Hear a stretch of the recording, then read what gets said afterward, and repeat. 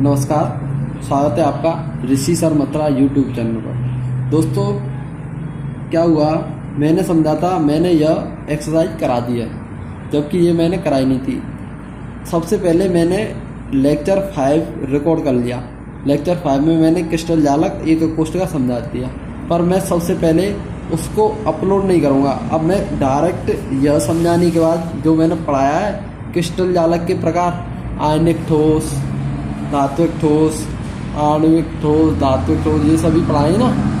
हाँ, इसके बाद जस्ट जो सीक्वेंस है, सीक्वेंस वाइज ही डालूँगा। मैंने गलती से उसमें कह दिया यह लेक्चर 5 है, पर अब लेक्चर 5 यह, इसके बाद जो बताऊँगा ना मैं क्रिस्टल ठोस और एक कोष्ठ का, एक जी क्या बताऊँगा मैं, क्रिस्टल जालक और एक कोष्ठ का, यह आपका लेक्चर 6 होगा इसके बाद। और जो अब मैं बता रहा हूँ वह कौन सा बता रहा हूँ, लेक्चर 5 है। लेक्चर 5 में हम इस एक्सरसाइज को करेंगे। देखिए, इस एक्सरसाइज को करते हैं हम। क्वेश्चन नंबर है आपका 1.6। क्या है आपका 1.6? उपस्थित अंतराण्विक बलों की प्रकृति के आधार निम्नलिखित ठोसों को विभिन्न संवर्गों में वर्गीकृत करो।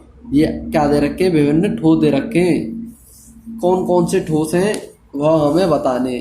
तो मैं क्या कर लेता हूँ, कॉपी निकाल लेता हूँ और कॉपी पर लिखता जाता हूँ और आपको बताता जाता हूँ। ठीक,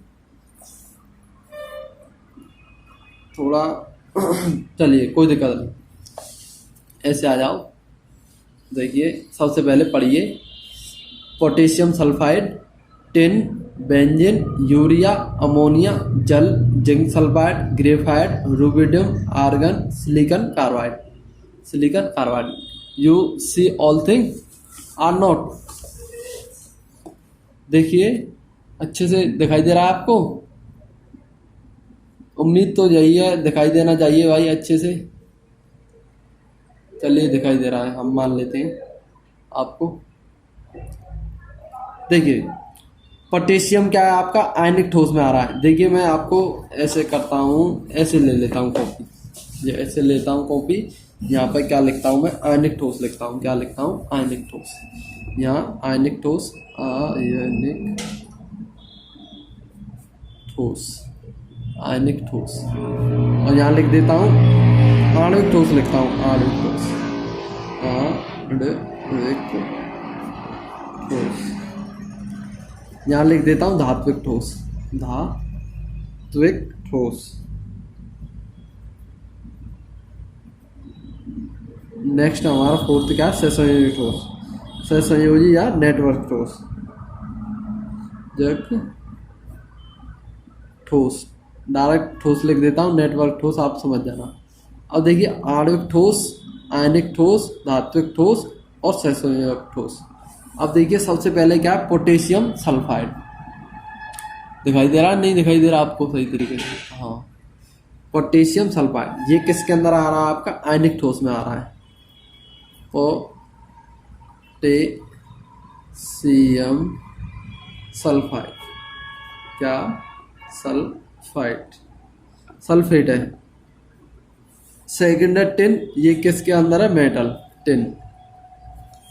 इसके बाद क्या, बेंजीन। बेंजीन क्या है, किसके अंदर आ रहा, आणविक ठोस के अंदर आ रहा। बेंजीन किसके अंदर आ रहा, बेंजीन, बेंजीन आणविक ठोस के अंदर आ रहा है ना। और देखिए भाई, यूरिया, यूरिया भी आणविक ठोस के अंदर आ रहा है, यूरिया, यूरिया।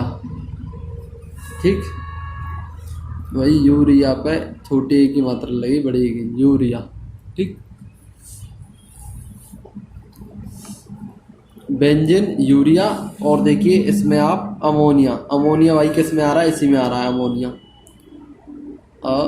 अमोनिया किस में आ रहा है, अमोनिया इसी में आ रहा है, आणविक ठोस में।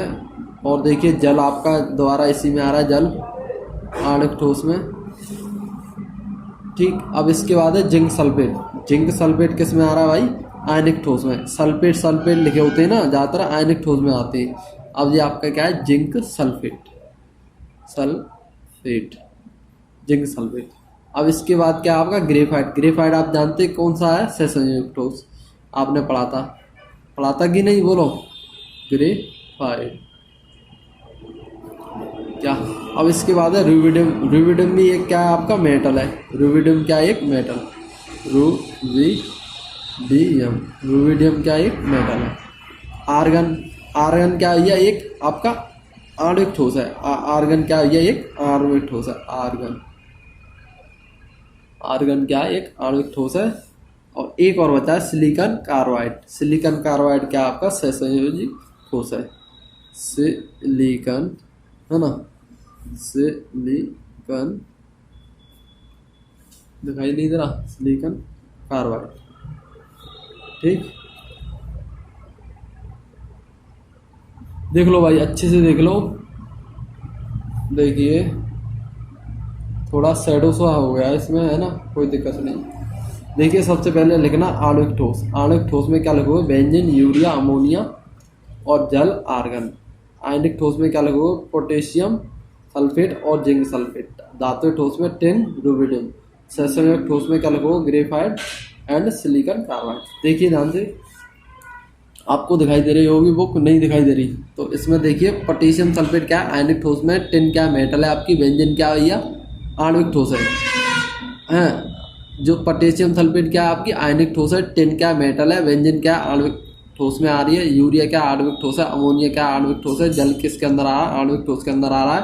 जिंक सल्फेट क्या एक आयनिक ठोस है, ग्रेफाइट एक क्या सहसंयोजी ठोस है, रुबिडियम क्या एक मेटल है, आर्गन क्या एक आणविक ठोस है और सिलिकॉन कार्बाइड क्या एक हमारी सहसंयोजी ठोस है। अब देखिए, अब ये क्या दिया हमें क्वेश्चन 1.7, ठोस ए अत्यधिक कठोर तथा ठोस एवं गलित दोनों अवस्था में विद्युतरोधी है और अत्यंत उच्च ताप पर पिघलता है, यह किस प्रकार का ठोस है।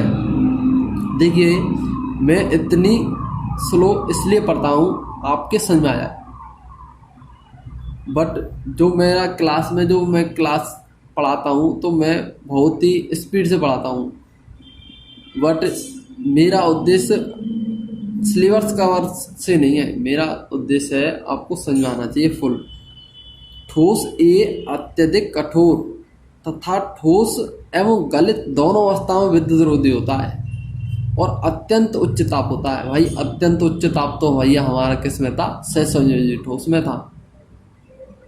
और क्या है, अत्यंत उच्च ताप पर यह पिघलता नहीं है। देखिए आपने पढ़ा था यहाँ पे सहसंयोजी ठोस में, सहसंयोजी ठोस पढ़ा था।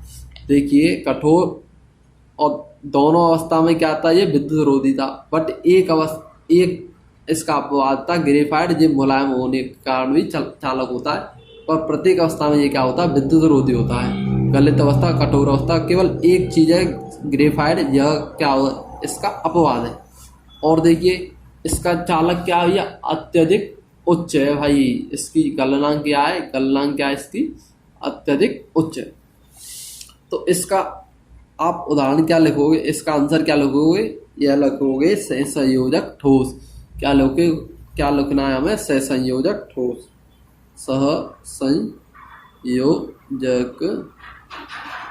ठोस। देखिए ज़्यादातर मैं ऐसे ही लिख देता हूँ, जब भी मैं स्टूडेंट को समझाता हूँ तो मैं ज़्यादातर लिख देता हूँ, बस यही कारण है। आपको मेरी बुक कैसी दिखाई देगी, पेन चली हुई दिखाई देगी। अब देखिए, अब नेक्स्ट क्वेश्चन पढ़ते हैं हम। आयनिक ठोस गलित अवस्था में, आयनिक ठोस गलित अवस्था में विद्युत चालक होते हैं परंतु ठोस अवस्था में नहीं होते। क्वेश्चन है हमारा, आयनिक ठोस गलित अवस्था में विद्युत चालक होते हैं परंतु ठोस अवस्था में नहीं। इसकी हमें व्याख्या करनी है, तब हम इसका कैसे उत्तर देंगे।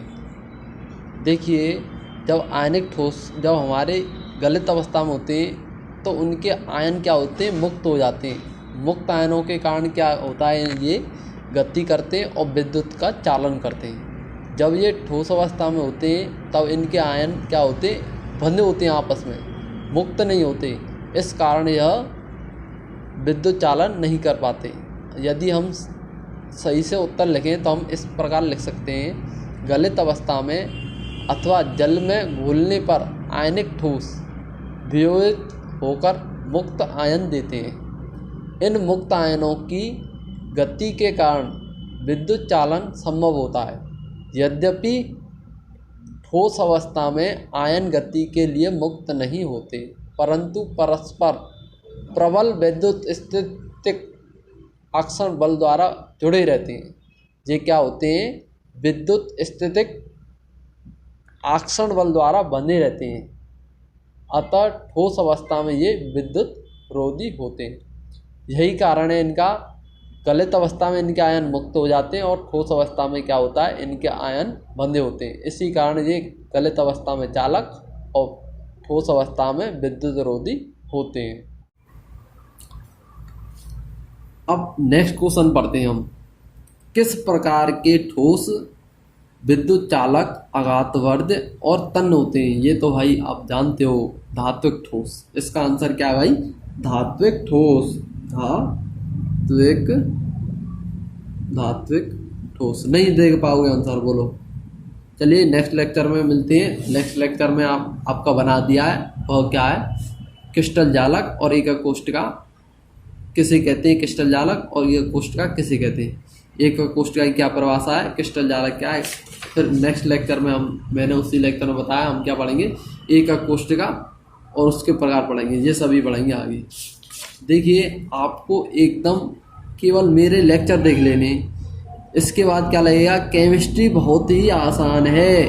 और देखिए फुल सिलेबस आपका किस में से आता है भाई? एनसीईआरटी में से आता है। मेरे पास कोई ऐसा क्वेश्चन लेके आओ पिछली साल का, जब से एनसीईआरटी लागू हुई है, जो एनसीईआरटी बुक में ना हो, जो तुम्हारे एग्जाम में आया हो। बस यही जानते हैं हम। चलिए अब नेक्स्ट लेक्चर में मिलते हैं आपको। राधे राधे, जय श्री कृष्णा।